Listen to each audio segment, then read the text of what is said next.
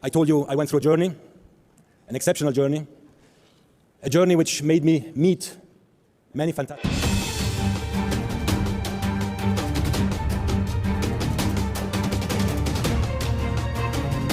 Terbukti curang. Tepat malam ini, FIFA hukum berat Arab Saudi terbukti curangi Indonesia di FIFA Matchday. Ternyata ini dia biang kerok timnas Indonesia gagal lawan negara Timur Tengah di FIFA Matchday. Timnas Indonesia berpotensi langsung lolos Piala Dunia 2026. Begini faktanya. Tapi, Mimin minta tolong tonton video ini sampai selesai agar tidak ada kesalahpahaman yang terjadi. Dan tak bosan-bosan juga, tolong like dan share video ini ke media sosial kalian agar semua orang tahu apa yang sedang terjadi. Sebelumnya diberitakan, beberapa pemain naturalisasi timnas Indonesia mulai menapaki jalan serupa dengan Malaysia, yakni memilih bermain di kompetisi lokal setelah sebelumnya diproyeksikan untuk memperkuat tim nasional. Fenomena ini sempat lebih dulu terjadi di negeri jiran.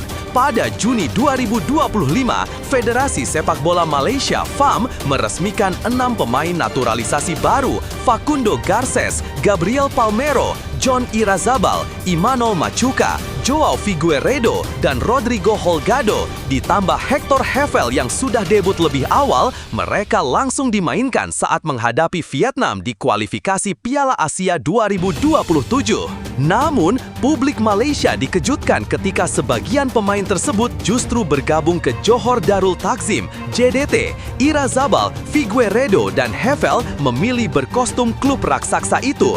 Bahkan, JDT juga merekrut Nacho Mendes dari Spanyol tanpa pengumuman resmi dari FAM. Situasi serupa kini terlihat di Indonesia. Pada bursa transfer 2025 sampai 2026, 4 pemain naturalisasi timnas Indonesia memilih tampil di Liga 1. Berbeda dengan Malaysia, mereka tidak terkonsentrasi di satu tim, melainkan tersebar di beberapa klub. Persib Bandung mendatangkan Tom Hey dan Eliano Reinders, sementara Persija Jakarta merekrut Jordi Amat. Dewa United mengamankan jasa Rafael Struijk, sedangkan Bali United memperkuat lini depan dengan Jens Raven. Gelombang kedatangan pemain naturalisasi ke kompetisi lokal memunculkan pro kontra. Sebagian pendukung merasa kecewa karena naturalisasi seharusnya difokuskan untuk kepentingan tim nasional. Namun, ada juga yang menilai hal ini bisa meningkatkan kualitas Liga 1 serta memperbaiki peringkat Indonesia di kompetisi antar klub Asia, mengingat sejak musim lalu Liga Indonesia keluar dari 10 besar Asia. Nah, sebelum lanjut mendengar berita ini, untuk para netizen, keluarkan satu kalimat pamungkas untuk menanggapi kabar ini. Menurut kalian, apakah kalian setuju para pemain naturalisasi timnas Indonesia berbondong-bondong main di Liga Indonesia? Atau justru kalian punya pendapat lain? Ayo teman, berikan tanggapan kalian di kolom komentar. Bravo Timnas, bravo Patrick Kluivert, bravo PSSI. Ayo Garuda, buktikan bahwa level kita sudah dunia. Buktikan bahwa kita adalah raksasa Asia. Tiket Piala Dunia harga mati. Di sisi lain, jangan lupa juga satu kalimat khusus untuk Patrick Kluivert CS yang sedang berusaha keras memajukan sepak bola Indonesia. Silahkan tulis di kolom komentar. Ayo terbang tinggi Garuda. Mari kita lanjut teman-teman.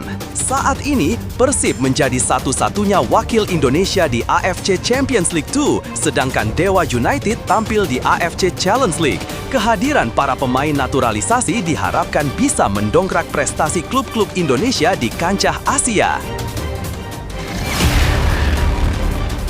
Erick Thohir apresiasi Taiwan yang jadi lawan timnas Indonesia gantikan Kuwait. Ketua Umum PSSI Erick Thohir menyampaikan apresiasi kepada Federasi Sepak Bola Taiwan (CTFA) yang bersedia menjadi lawan timnas Indonesia di FIFA Matchday September 2025. Taiwan dengan cepat memberikan konfirmasi setelah PSSI mengajukan undangan menggantikan Kuwait yang mendadak batal bertanding. Timnas Indonesia dijadwalkan menghadapi Taiwan pada 5 September, disusul laga melawan Lebanon pada 8 September 2025. Kedua pertandingan akan digelar di Stadion Gelora Bung Tomo, GBT, Surabaya, Jawa Timur. Eric menegaskan, pemilihan Taiwan bukan karena alasan khusus, melainkan sebagai solusi cepat agar timnas tetap mendapatkan lawan uji coba. Sebelumnya, kami menginginkan lawan dari Timur Tengah untuk persiapan kualifikasi Piala Dunia 2026 bulan Oktober nanti. Namun, karena ada kendala, kami mencari alternatif. Taiwan menghargai undangan meski waktunya singkat dan mereka siap bertanding pada 5 September, jelas Eric. Selain itu, PSSI juga memberikan opsi pengembalian dana refund bagi supporter yang merasa keberatan dengan pergantian lawan. Eric menilai hal ini penting agar para pendukung timnas tidak merasa dirugikan. Semua tiket yang sudah terjual tetap bisa dikembalikan. Namun bagi yang tetap ingin menonton, kami juga menyiapkan bentuk kompensasi. Kami menghormati loyalitas supporter yang selalu mendukung timnas, tambahnya. Dengan kepastian ini, skuad Garuda tetap mendapat 2 laga uji coba penting di kalender FIFA Matchday September 2025.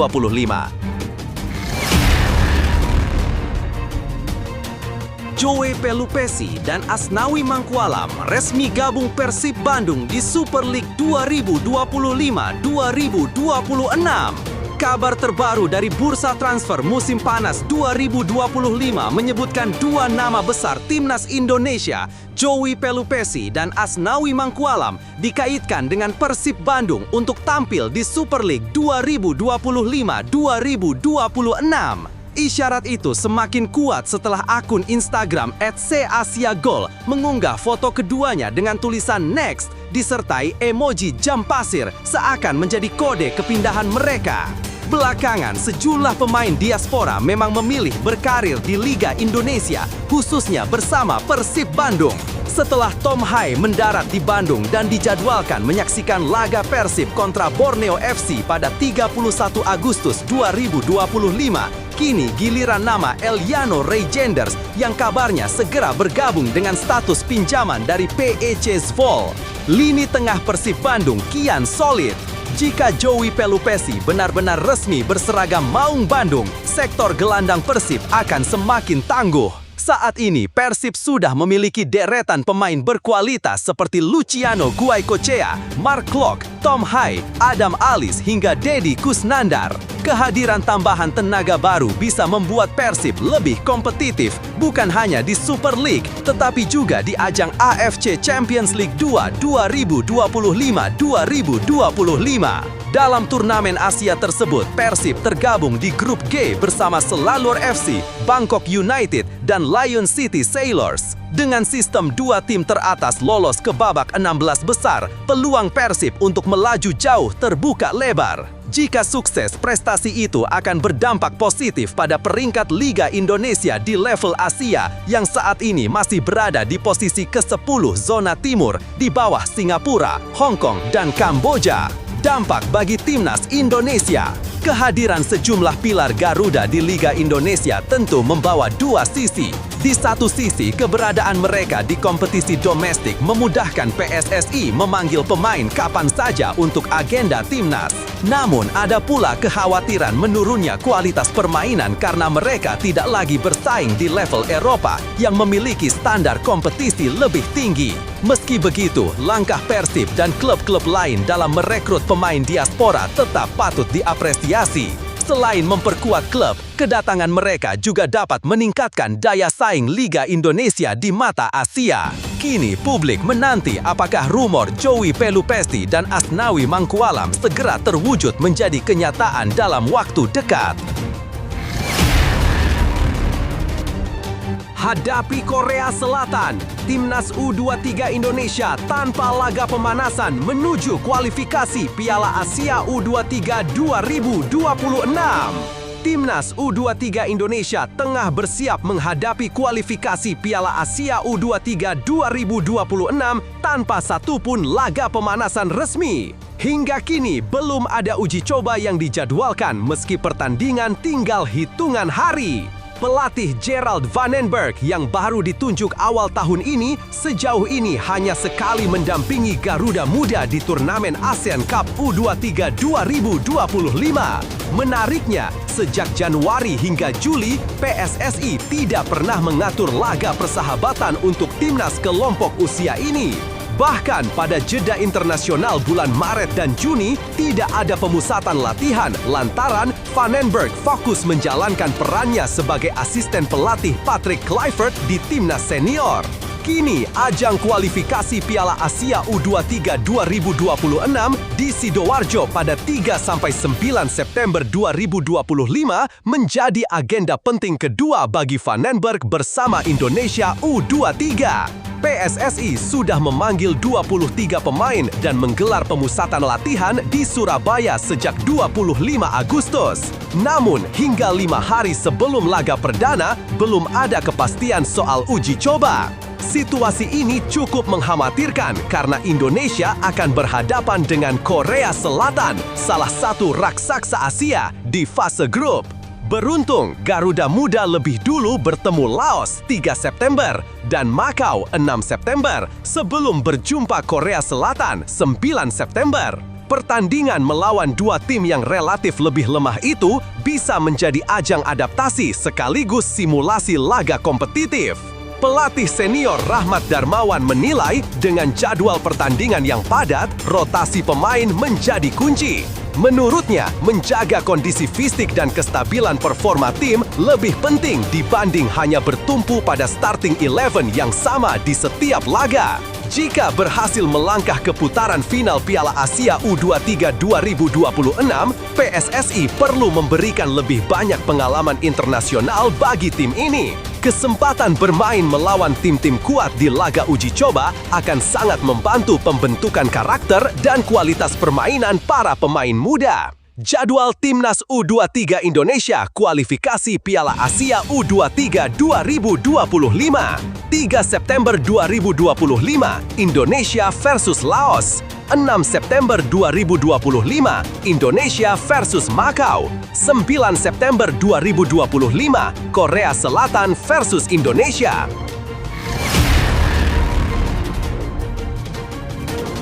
Tak mau kalah dengan timnas Indonesia, Malaysia panggil banyak pemain keturunan di FIFA Matchday September 2025. Timnas Malaysia telah resmi merilis daftar pemain untuk laga FIFA Matchday edisi September 2025.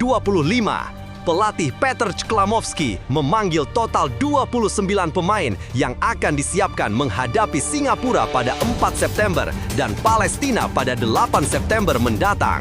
Sama seperti sebelumnya, Harimau Malaya kembali mengandalkan banyak pemain keturunan maupun naturalisasi. Mayoritas dari mereka adalah sosok yang berperan penting ketika Malaysia sukses menumbangkan Vietnam 4-0 di kualifikasi Piala Asia 2027 pada Juni lalu.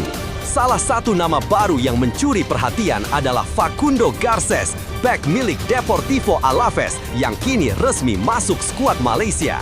Selain itu, sejumlah pemain naturalisasi yang baru saja disahkan pada pertengahan 2025 seperti John Irazabal, Gabriel Palmero, Joao Figueiredo, dan Rodrigo Holgado juga mendapat panggilan.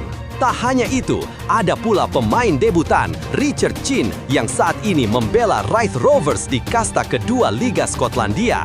Kehadirannya melengkapi barisan nama pemain naturalisasi senior yang sudah lebih dulu memperkuat tim seperti Dion Kools, Matthew Davis Corbin Ong, Noah Line, Daniel Ting, Quentin Cheng, Hector Hevel, Sergio Aguero, Stuart Wilkins, Paulo Josue, hingga Romel Morales.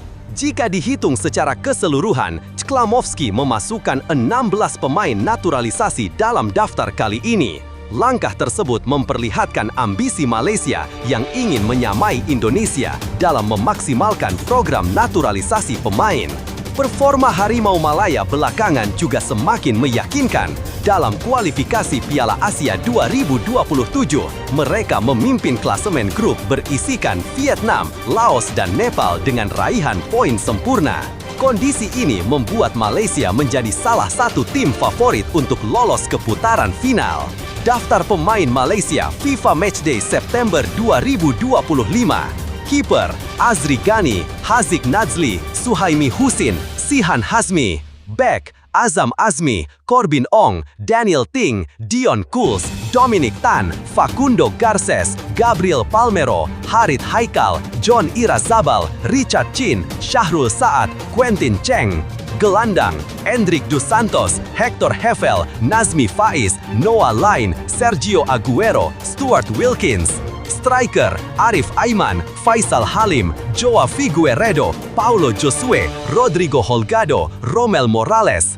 Dengan komposisi pemain yang mayoritas dihuni pemain naturalisasi, Malaysia menunjukkan keseriusannya untuk tampil lebih kompetitif di level internasional.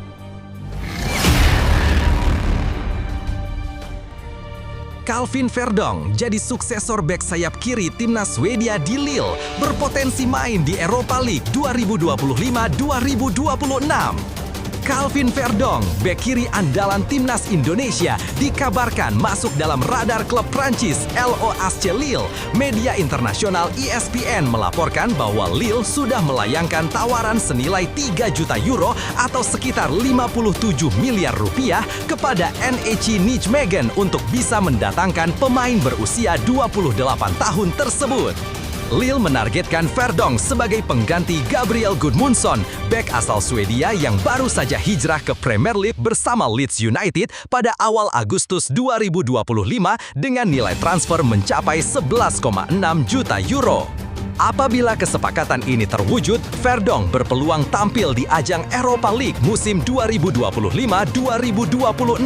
Kompetisi itu akan mempertemukannya dengan sejumlah klub besar Eropa seperti AS Roma, Feyenoord, Porto, Aston Villa, dan lain-lain. Meski begitu, NEC Nijmegen sejatinya masih memiliki kontrak dengan Verdong hingga 2028.